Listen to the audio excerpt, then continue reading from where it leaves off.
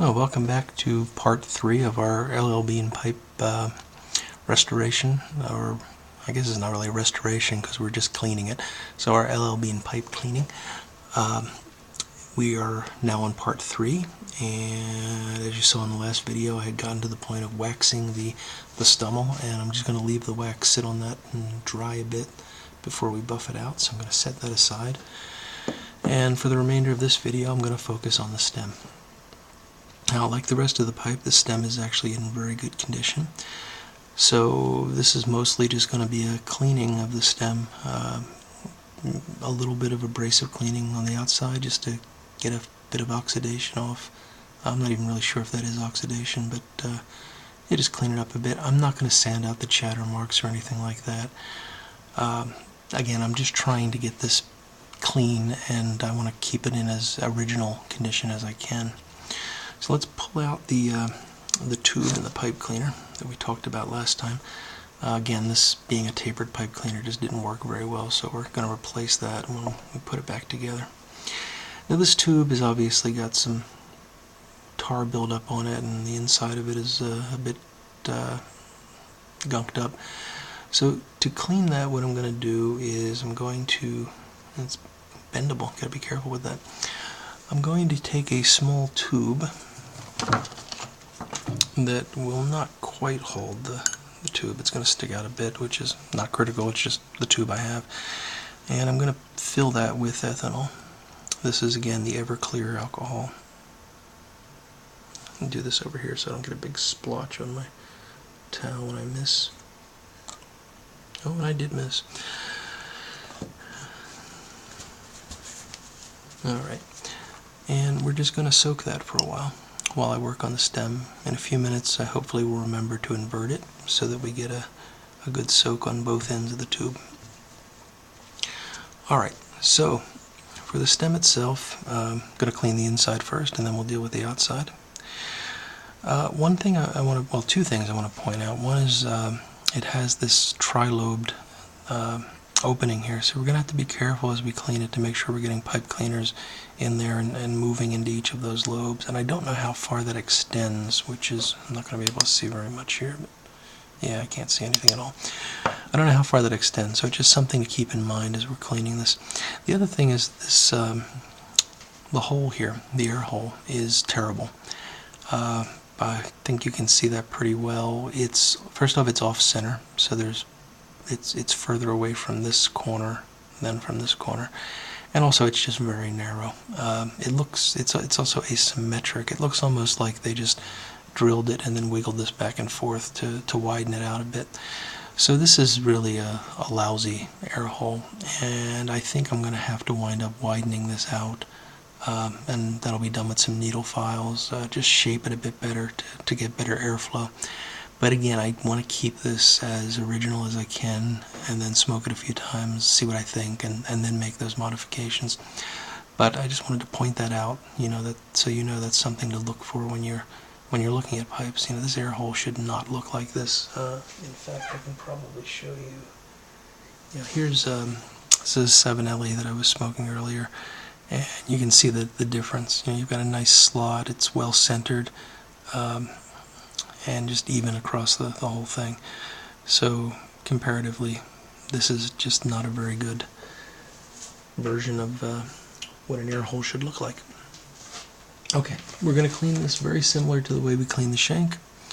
We're going to start off with a fluffy pipe cleaner and put a little bit of ethanol on that, Everclear alcohol, and just drive it all the way through.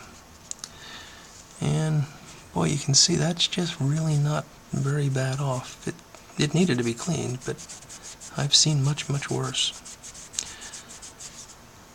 Alright, we'll come in this end.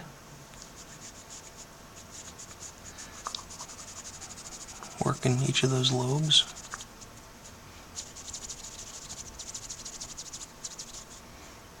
Still kind of dirty.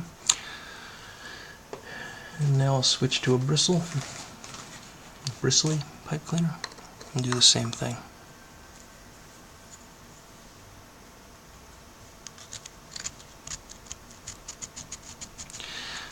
as I'm cleaning this, like when I clean a pipe after each smoke, I'm wiggling this back and forth so that I'm getting the edges of the air hole.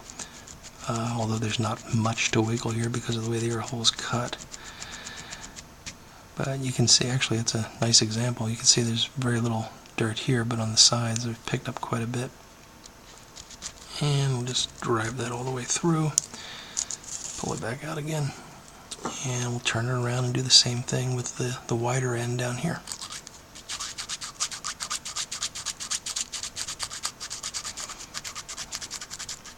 As I'm doing this, I'm realizing that it's probably a really fascinating video, but hopefully you're interested in the process.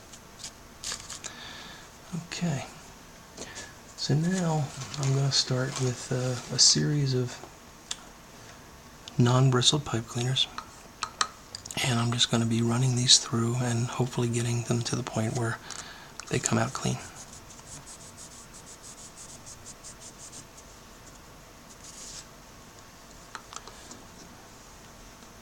Bring it down the other end.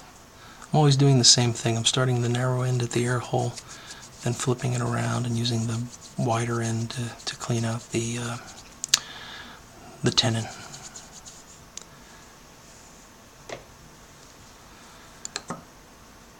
As you can see, you go through a lot of pipe cleaners when you do this. So if you don't like using pipe cleaners, this is probably not a hobby for you. Oops, wrong side.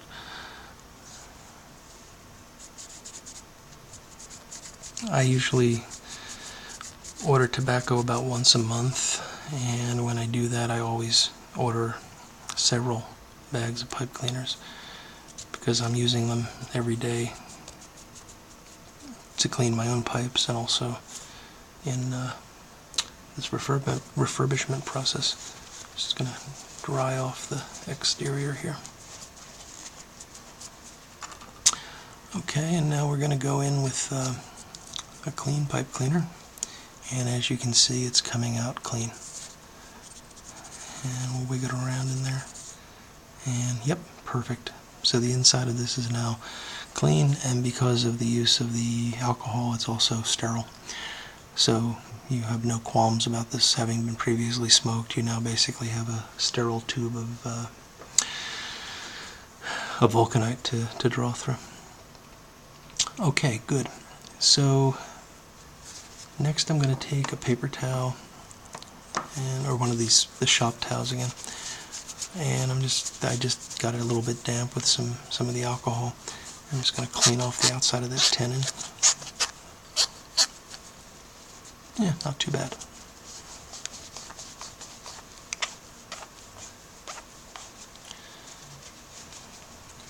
Okay, very good. We're just zipping along here. Okay, last thing we're going to do before we're going to oil the stem, and I'll show you, explain what that means. But before we do that, I just want to give this part here a thorough cleaning. And to do that, you want something that's a little bit abrasive, that's going to help you take off any oxidation, any buildup that might be around the button. And I like to use, and this isn't my idea, several folks use these, but these, oops, sorry, I have to move some things around here. These Mr. Clean Magic Erasers, they're really fantastic for this.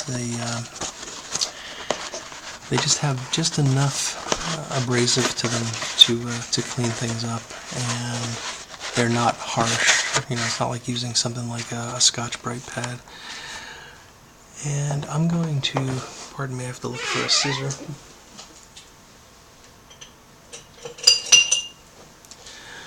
I am going to cut a small piece of this because we don't need this whole thing, and we'll get many stems cleaned out of this. So I'm just going to cut a little rectangle out and put this guy back in the box. Yeah, I think this costs like $1 and you get 2 of these. I've been using one for a year now, so it's a pretty inexpensive tool to have.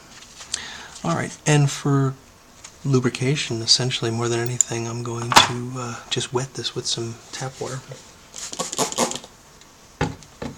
And it is essentially a sponge, so it'll hold the water. And now we're just going to scrub this.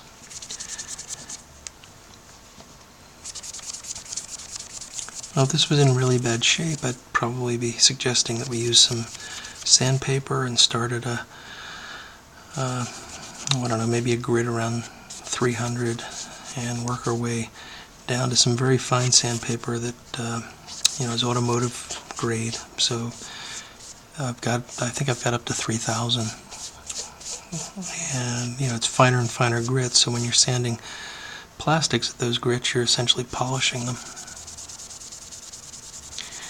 I'm being careful around the marking here. I don't want to scrub the paint off, so I'm not putting as much pressure on there.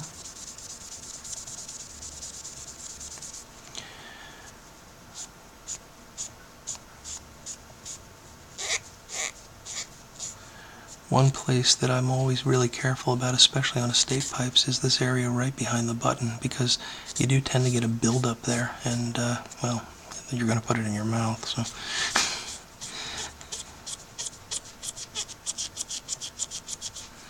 that looks pretty good.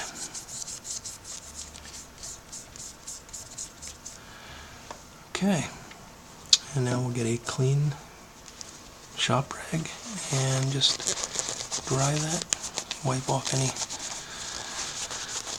of the water that might be left.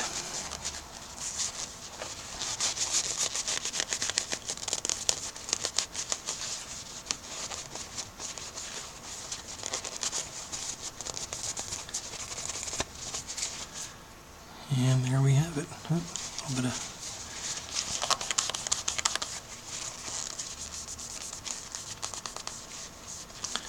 you notice this is actually dulled up a bit as I was doing this, and I will bring that back up with some, buffing it with some oil, and I'll explain that next. So you could, again, if you have a buffing setup, you could certainly buff this with some buffing compounds and finish it off with some carnauba wax. But for this pipe, I don't think that's necessary. I have this, it's called obsidian oil, and it's pipe stem oil. It's used theoretically to protect vulcanite and to sort of restore and protect it from oxidation, and it does all of those things. This little bottle was, I don't know, $5 or something, and it turns out that obsidian oil is very likely nothing but mineral oil, but it does the job. So you can buy a bottle of mineral oil at the drugstore for much less, and I've used mineral oil as well, but I've got the obsidian oil, and I thought I'd show you that. And I am just sort of saturating the vulcanite with this. I'm not trying to skimp on it. It doesn't take very much to cover everything, so might as well liberally apply it. I'm not putting it on the tenon because I don't really want the tenon polished and shiny. I want that to stay a bit natural, so that as it goes into the mortise, it sits in there and is held properly. Alright, so that's that. I'm going to bring my little stand back in now and set the stem on it, and we will let those dry. And as I predicted, I forgot to turn the little tube over, so we'll do that. And yeah, that's cleaning up nicely, so we'll flip this over, let it sit for another minute or two. And then what I'm going to do is take, I think a bristled pipe cleaner will get down in there if I use the short end, the small end, and see if we can't clean the inside of that tube. If not, I might have to use one of my wooden applicators. Alright.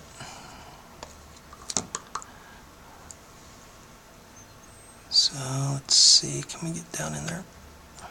Yeah.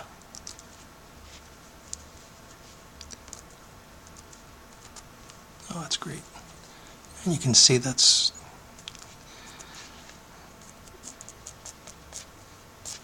cleaning up quite nicely. Run another through.